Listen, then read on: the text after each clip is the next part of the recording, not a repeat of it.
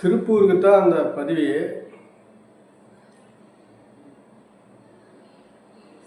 எடப்பாடி ஆட்சியில் திருப்பூரில் 10க்கு 10 ரூம் 2000 ரூபாய்க்கு ரூம் கிடச்சி எடப்பாடி ஆட்சியில். இன்னைக்கு அதே ரூமு இன்னைக்கு 5000 ரூபா குறைஞ்சிது. அதை கேட்டால் அவங்க என்ன சொல்கிறாங்கன்னா, ஏதோ 10க்கு 10 ரூம் தான், இது போய் 5000 ரூபா கேட்குறீங்கன்னு சொல்லிட்டாக்கா, கரண்ட் பில் ஏற்றிட்டான், சொத்து வரி ஏற்றிட்டான், தண்ணி வரி ஏற்றிட்டான், எல்லாமே ஏற்றிட்டு பார்த்து இப்போ நாங்களும் தான் ஏற்றி ஆகணும், நாங்கள் என்ன பண்ணுறதுன்றாங்க. அப்போது அந்த ஆட்சியில் 2000 ரூபாய்க்கு அந்த ரூம் கிடச்சிது. இந்த ஆட்சியில் அதே ரூம் அளவுக்கு 10க்கு 10 ரூமு இன்னைக்கு 4000 5000 ரூபா. அப்போது இந்த ஆட்சி எப்படி நம்ம ஏற்றுக்க முடியும்?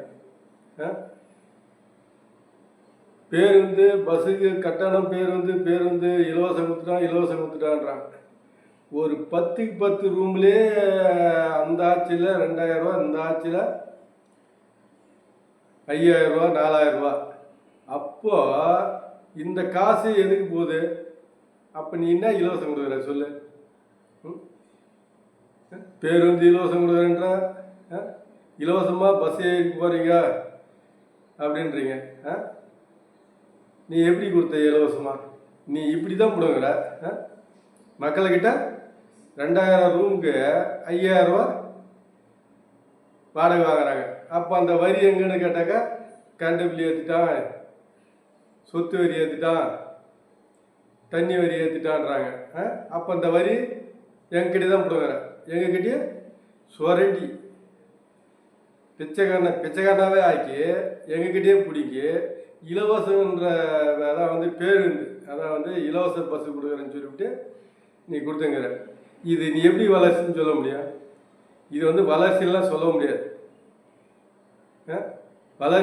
வளர்ச்சியாச்சுன்னா இப்போ இதெல்லாம் வந்து நீ எடப்பாடி ஆட்சியில் எப்படி சமமாச்சு அதே சமமாக இருந்தால் இப்போ ஒரு மாதத்துக்கு எவ்வளோ கொடுக்குறோம்? 3000 ரூபா. 2000க்கு 3000க்கு எங்கே இருக்கு? ஒரு மாதத்துக்கு ஒரு ரூமுக்கு 3000 ரூபா வரி ஏறுறதுனால. அப்போ அந்த காசு எங்கே போகுது? உனக்கு தான் வரியே வருது சுத்தமாக. அப்போ நீ என்னத்தை போய் நீ இலவசம் கொடுத்துட்ட பஸ்ஸு? நீ பஸ்ஸை இலவசம் கொடுத்தன்னு சொல்லவே கூடாது. நீ இலவசம் கொடுத்ததுனால என்ன பலனு? மக்கள் மேலே தான் நீ ஏற்றி பிச்சைக்காரன் ஆகி வச்சுங்கிற. இலவசம் கொடுக்குறேன்னு சொல்லிவிட்டு நீ எந்த வேலையும் ஏற்றாமல் ஏதோ இலவசம் கொடுத்தனா கூட ஒரு அர்த்தம் இருக்குது. இலவசம் கொடுக்குறேன்னு சொல்லிவிட்டு எல்லாத்தையும் ஏற்றி எங்கள் தலைமையில வச்சு அதை வரியாக வாங்கி அதை திருப்புன்னு எங்களுக்கே அதை இலவசம் கொடுக்குறேன்னு சொல்லி கொடுத்தாக்கா இது யார் நம்புவான்? தமிழ்நாட்டில் இருக்கிறவன் யார் நம்புவான்? இதை நம்பினா கண்டிப்பாக தமிழ்நாட்டில் இதை விட முட்டாலும் எவனுமே கிடையாது. ஆமாம், நல்லா புரிஞ்சுங்க. 2000 ரூபா இந்த ரூமு இன்றைக்கி 5000 ரூபா கொடுக்குறோம். நாம் கொடுக்குறோம். இது 3000 ரூபா எக்ஸ்ட்ரா கொடுக்குறோம். நம்மளுக்கு இலவச பஸ்ஸுன்னு சொல்கிறான். நம்மக்கிட்ட வரி வாங்கி நம்மக்கிட்டே கொடுத்துட்டு இலவச பஸ்ஸு கொடுக்குறானா? இலவச மகளிர் உரிமை கொடுக்குறானா? ஒன்று இப்படி விலை ஏற்றிவிட்டு மக்களுக்கு எனக்கே கொடுக்குறேன்னு சொல்லிவிட்டு இப்படி தலைமையில் வச்சு பிச்சைக்காரனாகி வச்சாக்கா தமிழ்நாடு வளருதாவது? வளருதுன்னா எங்கே வளருது? யார் வளர்றான்? தமிழ்நாடு மக்கள் வளரல. ஆந்திராக்காரன் வந்து தான் தமிழ்நாட்டில் வளர்றான். கன்னடாக்காரன் தான் வந்து வளர்றான்.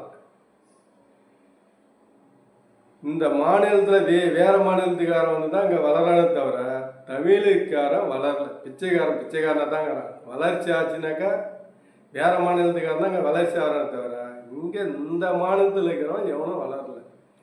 ஆமாம், ஒரு வாடகையிலே இந்த அளவுக்கு வரி ஏற்றி நீ எல்லாருக்கும் பிடிங்கி எங்ககிட்டயே கொடுக்குறேன்னு சொல்கிற பேரில் எல்லாத்தையும் பண்ணுற.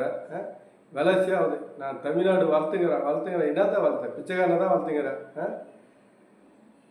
நீ வந்து இதை வந்து இப்படி சொல்லவே கூடாது. இது வந்து இது தப்பு இது. ஆமாம், எனக்கு பொறுத்தளவுக்கு தமிழ்நாடு வளர்ந்த சீன்லாம் சொல்லவே கூடாது. எடப்பாடி ஆட்சிங்க இந்த ஆட்சிங்க 3000 அந்த 10க்கு 10 ரூமே நீ இந்த அளவுக்கு ஒன்றுலையும் நீ ஏற்றுக்க கணக்கு எல்லாத்துலேயும் விலை ஏற்றி நீ எங்ககிட்டயே கொடுக்குற. அது என்ன பலனை சொல்லு.